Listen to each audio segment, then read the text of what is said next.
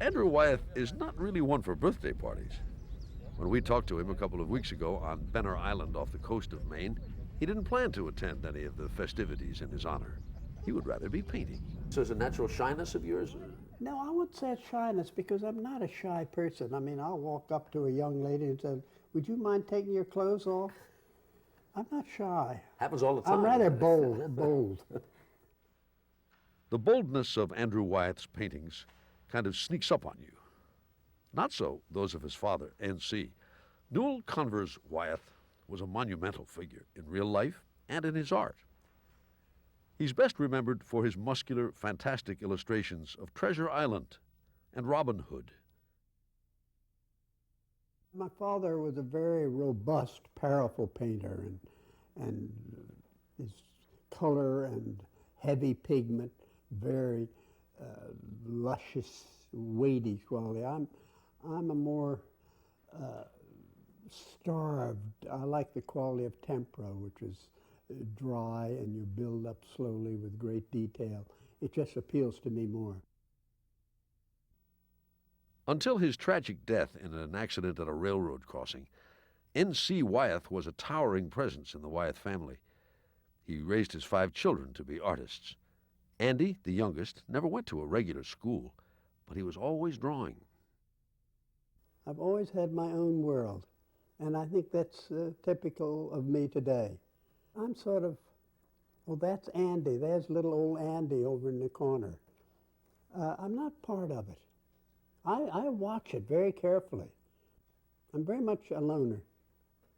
Is there an Andrew Wyeth that you would just assume the world not know? Well, the danger is being Andrew Wyeth. I hate that idea. I wish I could be in sheep's clothing. I think that's why I enjoyed Robin Hood as a child, that he was always skirting as something else, a beggar or a tinker or a monk. To see these things without my being there, if I could look at an object and they weren't conscious that I was even there, Why? just a pair of eyes. Why? Because I don't want my personality to be there. I don't want to be as a personality. I want the pictures to be the personality, not me. Andrew Wyeth and his paintings were both front-page news a decade ago when the portraits of Helga Tesdorf, painted in secret for 15 years, were released to the world. Well, I felt sorry for her that it all came about, and of course the way they misconstrued that it was a cooked-up deal.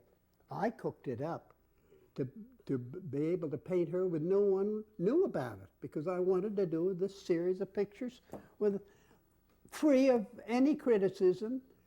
She would pose for me in any position I wanted, clothes on or clothes off, and I just wanted to do it.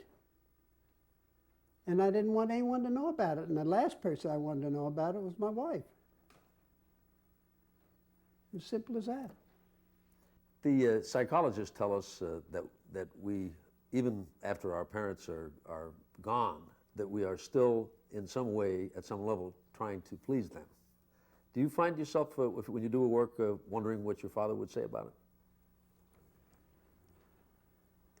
Yes, of course, because I was very close to him. But I was awfully different from him as a person and the way I painted.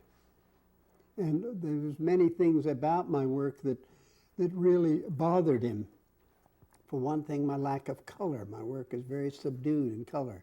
And that bothered me. He thought, Andy, you'll never make a living. He often said that to me in your work, because you've got to get more color, more intense blues, and more. I remember I did a painting of a figure walking across an open field, and nothing but just this figure back to walking away. And he said, Andy, you've got to do something about that.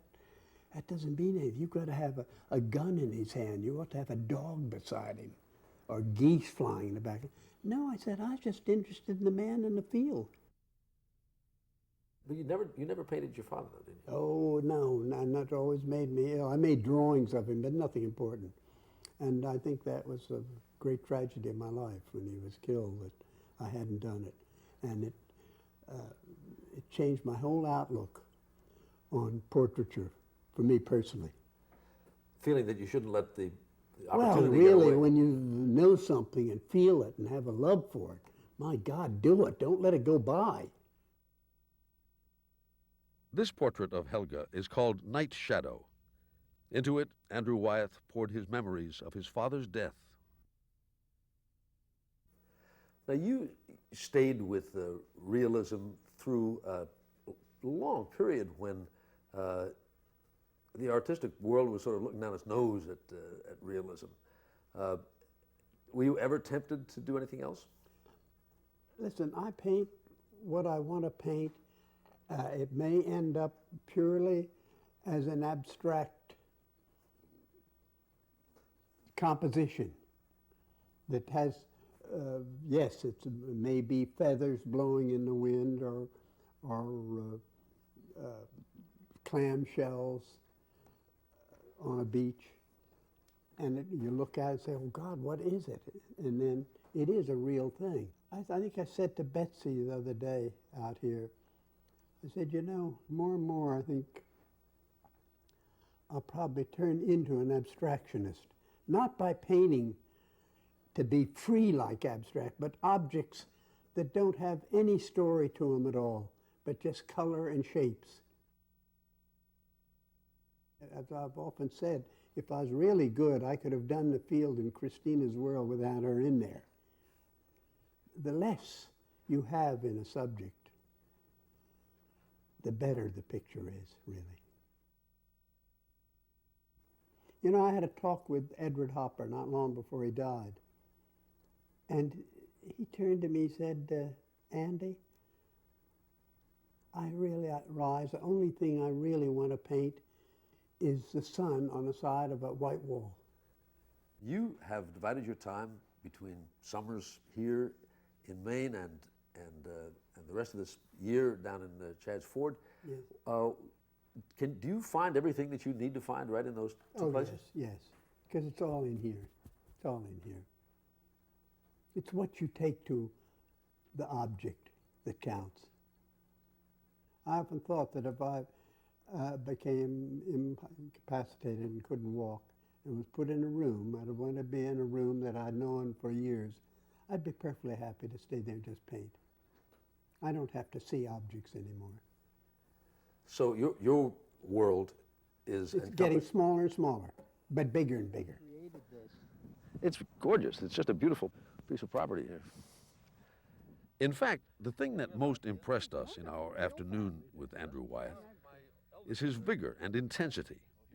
How excited he is about the work he is doing in the studio right now, work nobody has seen except his son, Jamie. Jamie says it's the most intense work he's ever done. This is a study for something I'm working on. Now look off that way. That's it. That's good. It's lovely. Wonderful. The day we visited Benner Island, to our surprise, Andrew Wyeth decided to let our camera into his studio for an unprecedented peek at the artist at work. Sort of fold your arms in a little bit more. That's it, like that. That's perfect. The model is 17-year-old Ronnie Stewart, daughter of the couple who helped the Wyeths take care of their island. This is the first time I've ever let anyone photograph me actually working on something in a movie. So I hope you will use it some way. I think we will. If they have enough guts to do it. Do you sort of like to shock people in a way? Maybe that's what Betsy says. I like to shock people. I don't think it's that. I just want to get to the truth of a thing.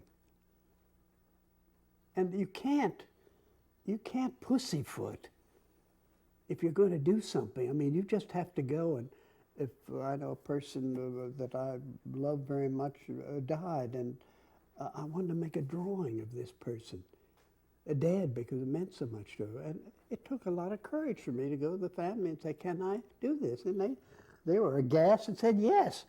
I think they're shocked. But you have to go through to get something. You can't pussyfoot around the corner, you know. Ooh, I'm not going to say anything. I like to see a thing clear.